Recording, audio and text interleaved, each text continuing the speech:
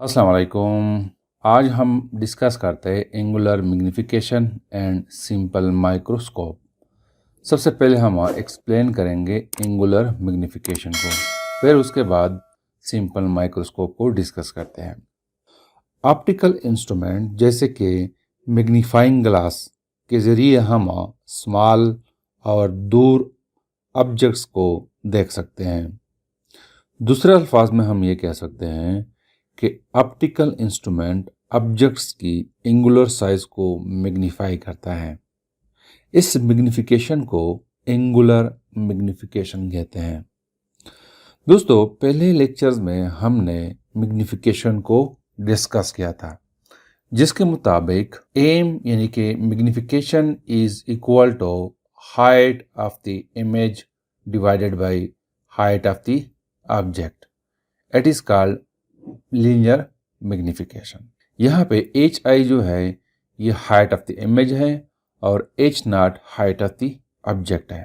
अब अगर इसको मैं रिप्लेस करो, यानी कि एच आई को अगर मैं रिप्लेस करो बाई थीटा डैश और एच नॉट को मैं रिप्लेस करो बाई थीटा, तो this will become angular magnification. यहाँ पे थीटा डैश क्या है और थीटा क्या है, इसको हम एक्सप्लेन करते हैं। थीटा जो है it is the reference angular size of object seen without optical instrument.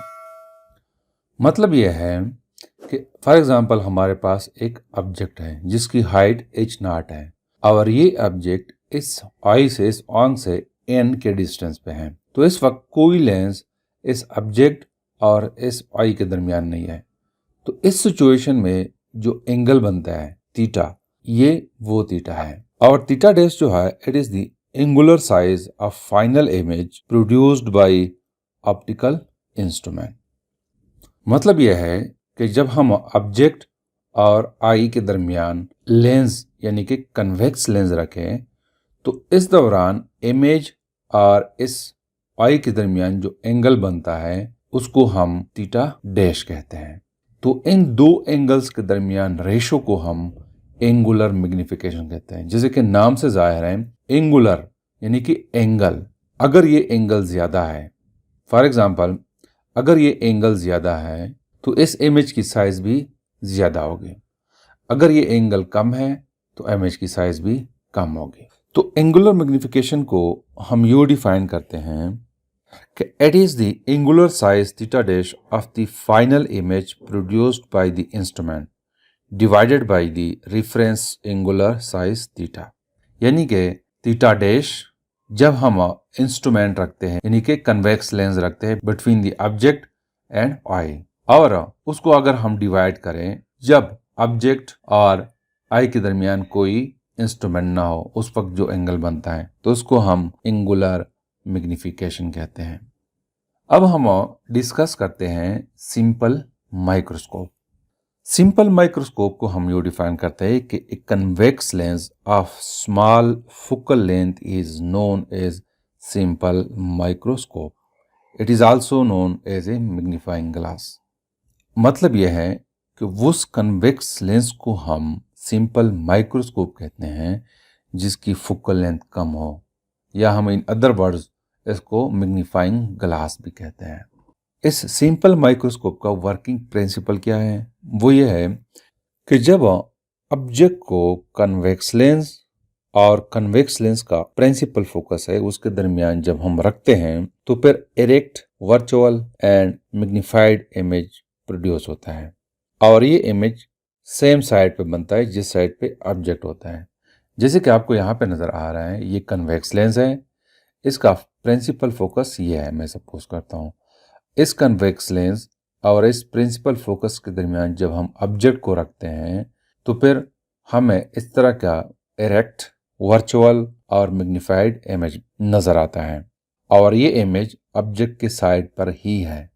ये सिंपल माइक्रोस्कोप का वर्किंग प्रिंसिपल है। अब हम क्या करते हैं कि इस थीटा डैश को और थीटा को कैलकुलेट करते हैं और फिर उन वैल्यूज को इस इक्वेशन में पुट करके हम सिंपल माइक्रोस्कोप के लिए जो एंगुलर मैग्नीफिकेशन है वो उसको कैलकुलेट करते हैं। तो सबसे पहले मैं एस थीटा को कैलकुलेट करता हूँ।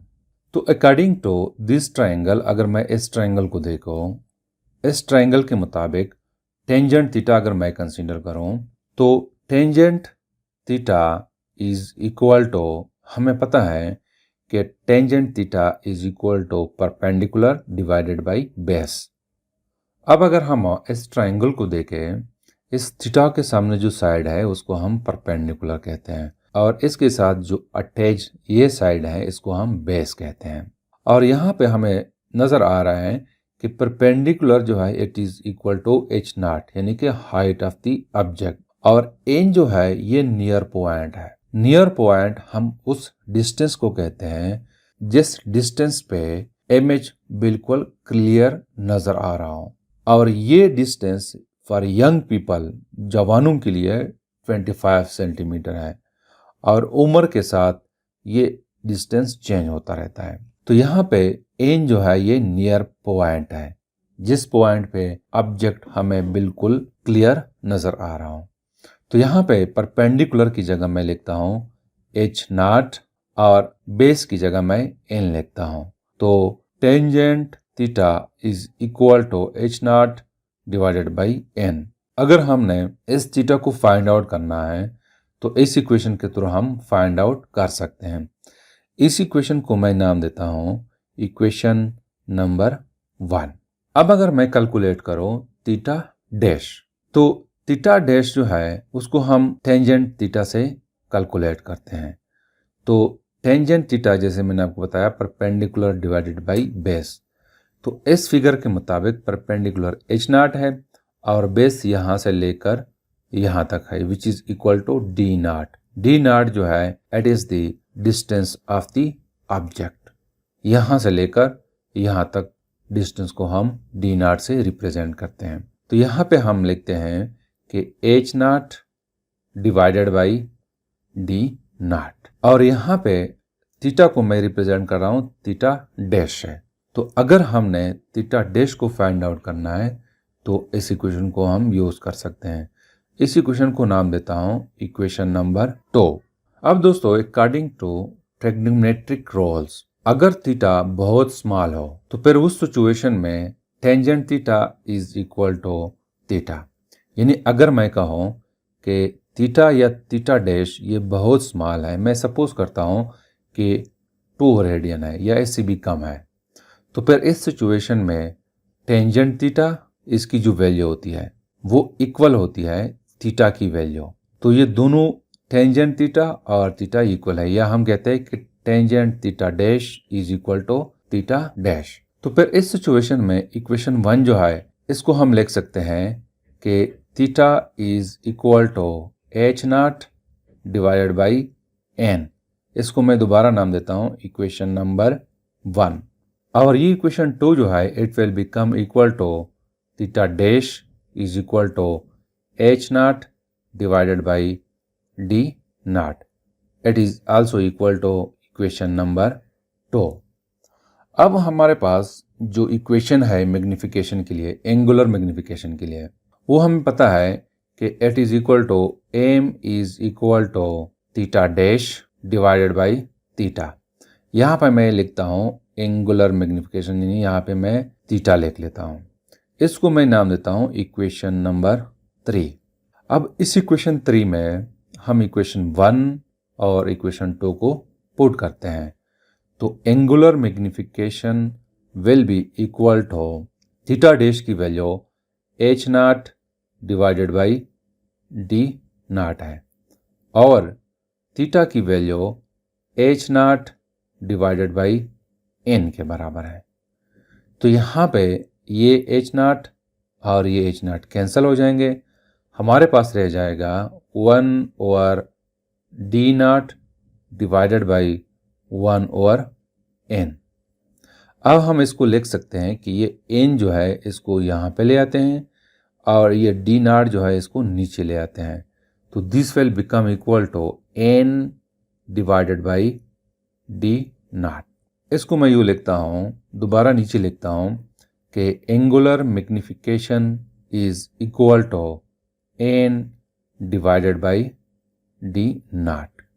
इस इक्वेशन को मैं नाम देता हूं कि ये इक्वेशन नंबर 4 है, इक्वेशन 4। अब हमें पता है कि equation for 3 lens it is equal to 1 over f is equal to 1 over d naught plus 1 over di। यहाँ पे इस इक्वेशन से मैं d नॉट की वैल्यू निकाल लेता हूँ। तो मैं क्या करता हूँ कि ये 1 ओवर di को इस साइड पे ले आता हूँ। तो इस इक्वेशन को मैं लिख सकता हूँ कि 1 over d naught is equal to 1 over f minus 1 over di। इस इक्वेशन को मैं पुट करता हूँ इक्वेशन नंबर 4 में। तो इक्वेशन 4 जो है it will become equal to m theta is equal to n into 1 over d naught, यानी यहाँ पे ये 1 ओवर d नॉट है। तो 1 ओवर d नॉट की जगह हम ये वैल्यू पुट करते हैं तो we will get 1 over f minus 1 over di। या इसको मैं लिखता हूँ कि m theta is equal to 1 over f minus 1 over di into n। यहाँ पे मैं n लिखता हूँ। इसको मैं नाम देता हूँ कि ये इक्वेशन नंबर 5 है। अब यहाँ पे हम 2 केसेस कंसीडर करते हैं। पहला केस ये है कि जब इमेज बहुत नज़दीक हो, तो फिर इस सिचुएशन में डिस्टेंस ऑफ द इमेज इसको मैं रिप्रेजेंट कर रहा हूँ n से, और यहाँ पे माइनस b लगा लेता हूँ। n से मैं इसलिए रिप्रेजेंट कर रहा हूँ कि इमेज क्लियर कट नज़र आ रहा है। तो जिस डिस्टेंस पे इमेज क्लियर नज़र आ रहा है उसको हम नियर पॉइंट कहते हैं, और नियर पॉइंट को हम n से रिप्रेजेंट कर रहे हैं। तो यहाँ पे माइनस साइन जो है it shows that the image lies to the left of the lens and is virtual. तो इस वैल्यू को मैं इक्वेशन 5 में पुट करता हूँ।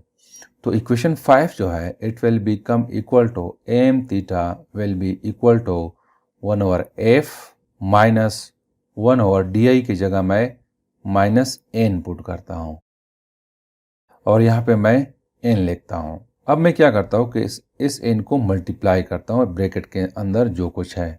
तो m theta will be equal to n divided by f minus n divided by minus n।